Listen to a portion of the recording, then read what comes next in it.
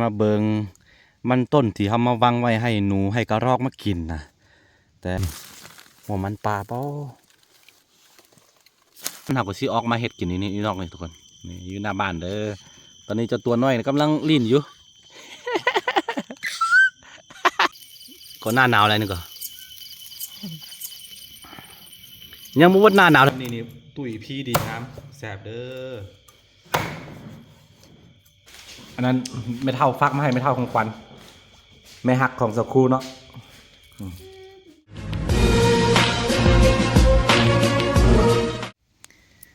สบายดีทุกคนยินดีต้อนรับเข้าสู่ช่องอาคาน้อยวันนี้เราพา FC ทุกคนมาเบิงมันต้นที่เขามาวางไว้ให้หนูให้กระรอกมากินนะแต่ปรากฏว่ามันก็มากินอยู่แต่ว่ามันบ่หลายเนาะน่าจะมา2-3 ตัวนี่แหละบ่แน่ใจว่าหนูหรือว่ากระรอกแยกบ่ออกไปนะนี่เห็นปะแล้วก็นี่เห็นหอยมันกะว่ามันน่าจะบ่หลายนะน่าจะบ่มาหลายตัวนะฮะก็ตัดเมื่อกี้นี่แต่ว่าได้มาแล้วเนาะได้มาแล้วต้องได้ลองเฝ้าเบิ่งแต่ว่ามันบ่หลายมันบ่หลายโตมากินอยู่นี่เราวางไว้แต่น่าจะ7 มื้อแล้ว7 วันแล้วที่เอามาวางไว้นะประมาณอาทิตย์นึงแล้วก็สิ่งที่เราเห็นคือห้องห้อยของตัวพังพรนะพังพรหรือว่าภาษาไทยเอิ้นว่าจอนฟอนบ่ตัวนั้นมีหลายเด้อมากินนี่เห็นบ่เคสนี่มันมากินเห็นบ่มีมันใต้ดินโอเคเลยนี่คือมันใต้ดินนะมันมาเจาะกินโคตรใหญ่นี่คือหัวมันปลาเด้อเดี๋ยวสิยกออกมาปะหันกัน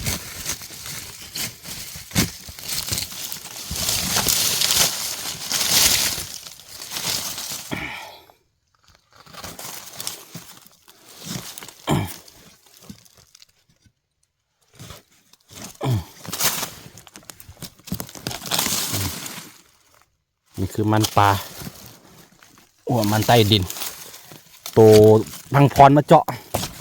เรียกว่าโตจันฟอนทุกคนนี่คือหัวมันปลาเขาขุดออกมาจากนี่คือโตพังพรมาหากินมันหูจังเดว่ามันมีหัวมันแล้วเขาเอาออกมาโอ้เป็นหูเข้าไปนี่คือหัวมันปลาทุกคนเลยจะเอาออกไว้ให้ตัวกระรอกมาตัวนั้นมากินหัวมันปลาเปล่า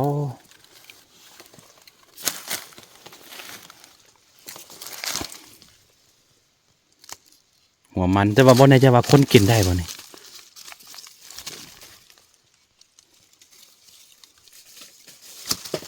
บ่ฮู้เนาะข้างในของมันจะเป็นเหลืองๆแบบนี้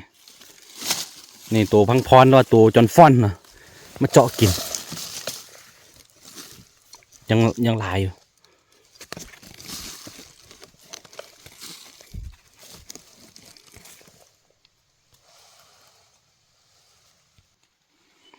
นี่มักหลายเขาออกมาจาก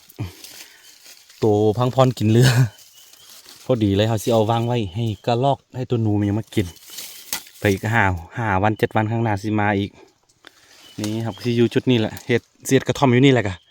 เฝ้าหน่อยนี่เขาสินางเฝ้าจุดนี้เนาะจากมันต้นที่เขาวางไว้กันน่าจะบ่ไกลประมาณ3-4 เมตรนี่แหละแล้วก็สิเฮ็ดกระท่อมอยู่นี่เฝ้าอยู่นี่ทุกคนอัดมัดเนาะได้มาแล้วเพราะว่าสิกลับไปกับมือเปล่า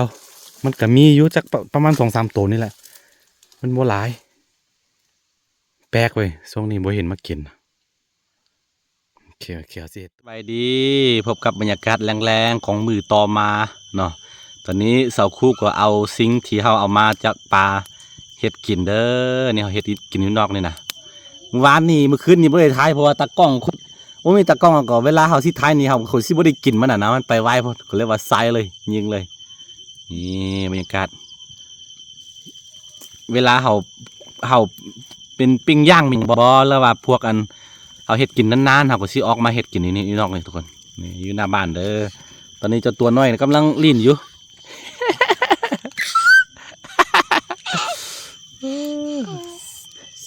สบายดี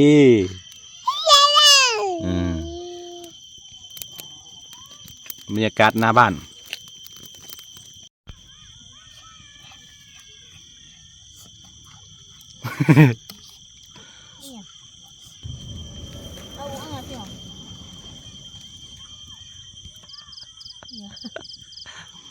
พี่บ้าด้วยบ่ หนูบ่สิแม่มีอันไข่สักครู่ว่ามีไข่วะเนี่ยบ่มีเด้อโอ้เกิดลูกเป็นโตโอ้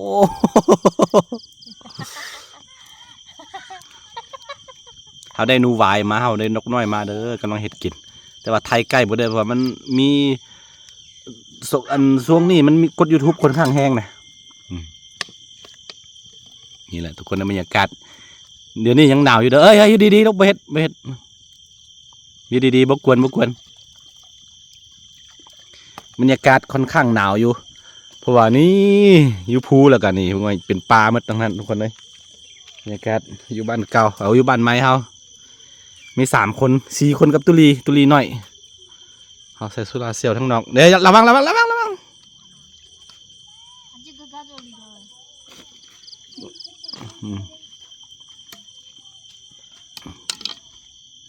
อันนี้ผู้เอาน้องผู้เบิ้งน้องของขวัญดื้อแฮงนี่ ผู้น้อยเห็นค่อนข้างดื้อแฮงเนาะ อันเดียวก็ยักเห็ดวัดเนี่ยทุกคนเอ้ยบรรยากาศเนาะคืออยู่ภูอยู่ป่าคือเก่าอะไรทุกคนเนื่องจากว่านี่บ้านเฮาติดป่าหลังบ้านเป็นป่าหมด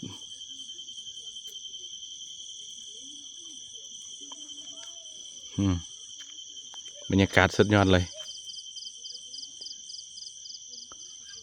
นกหนูมันยังมากินหลายทีเดียวนี่ต้นคือต้นนั้นเนาะต้นนั้นมันมีไม่ยังเขามีมักผลไม้ชนิดหนึ่งเนาะตัวฮอกตัวนกมันยังมากินมักกันหลายได้นี่ตอนเช้านะนี่คืออยู่บนนกมันนากับประมาณนี้ทุกคนบรรยากาศฟังเวลานอนก็ฟังเสียงจิ้งหรีดเสียงนกหนูนี่แหละโอ้คักตอนเช้าตื่นมาเนี่ยไม่ต้องบอกเลยว่ามันเศร้าแล้วเนาะเพราะว่านกหนูมันสิห้องกันล่ะอันนี้สกูกำลังอนามัยกำลังครัวอยู่เนาะสีย่างหนูไหวกินเด้อนี่เอาก่อไฟย่างนกย่างหนูไหวนี่แหละทุกคนเลยน่ากินมันบ่นี่ไปหาโอ้ย ตกละน้อยพอดในน้อยนี่แซ่บสุดไปหามาเมื่อยแต่กับคุ้มค่าเลยเวลาได้กินนี่แหละทุกคนในแต่ละมื้อก็หากินน้ำปลาอาศัยภูปลานี่เป็นอาหารเป็นบอนอันแรงซุปเปอร์มาร์เก็ตซุกเลยวะ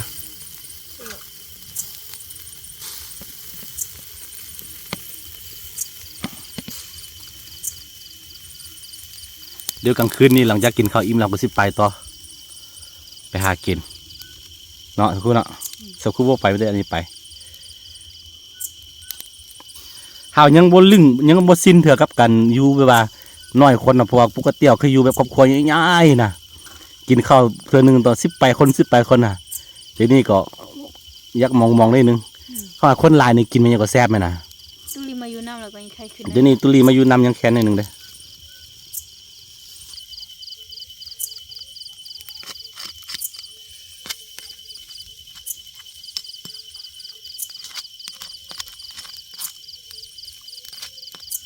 บรรยากาศอยู่แถวๆนี้มันค่อนข้างเงียบสงบเลย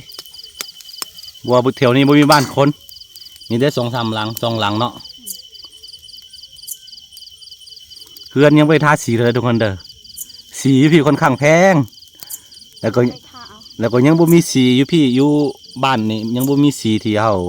ทึกใจเท่านะต้องได้ไปห้วยทรายพ่นถึงจะมีเนาะแต่มื้อใดได้ไปตอนไหนมีโอกาสเราค่อยซื้อมาทาก็ได้หน้าเฮือนในสุขุปลูกพักปลูกดอกไม้หมดนี่แหละกะนอนี้นอโขมตอนนี้แหละนอโขมแท้ๆนะเพราะว่ามันพ่นหน้าดินมาแล้ว ถ้าว่าอยู่ใต้ดินเนี่ยว่านอกขมหวานนอกหวาน ตุลีไปหา อันนี้คือสีมือของตุลีเด้อตุลีหากินเก่งเลิกโรงเรียนมากกับไปมือเดี๋ยวบุมีเฮียนกับไปเลยไปหากินนี่ตุลีไปหามานี่แสบเด้อจำเฮ็ดเจียวมะแค่นเนาะมะเขือพวงอะนะจำนี่มันสิเป็นเวลาเขากินมันคมกับมันสิบ่คมเลยคือหัวอะไรอย่างที่หัวเวลามันพ่นหน้าดินมาแล้วเนาะขมเดี๋ยวนี้มันจะขมเนาะแต่เวลาอยู่ใต้ดินมันจะหวาน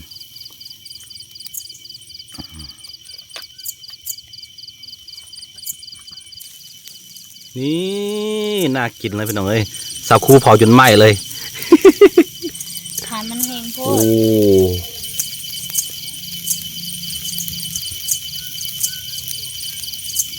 ด น่ากินเลย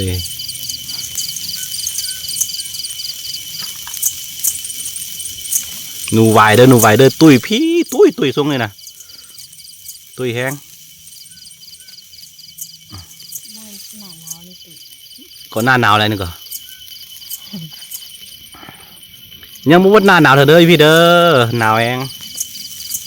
ตอนเช้าตื่นมาหนาวนี่คืออันนั้นเลยหมูหันเลยเฮ้สุกูเผาย่างไหม้หมดละ หนังมันน่ะพวกเป็นยังตับเลย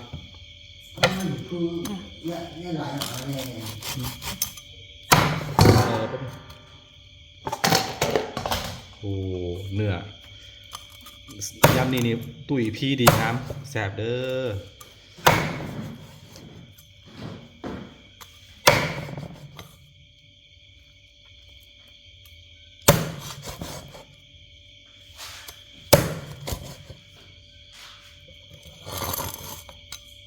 หนังมันไหม ตัก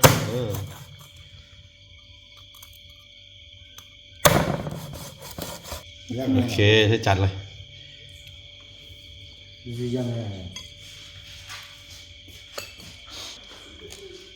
นี่ทุกคนอร่อยเด้อจำเจียวน้ำพักนี่อันนั้นไม่เท่าฟักมาให้ไม่เท่าของควันไม่หักของสักครู่เนาะอันนี้เลย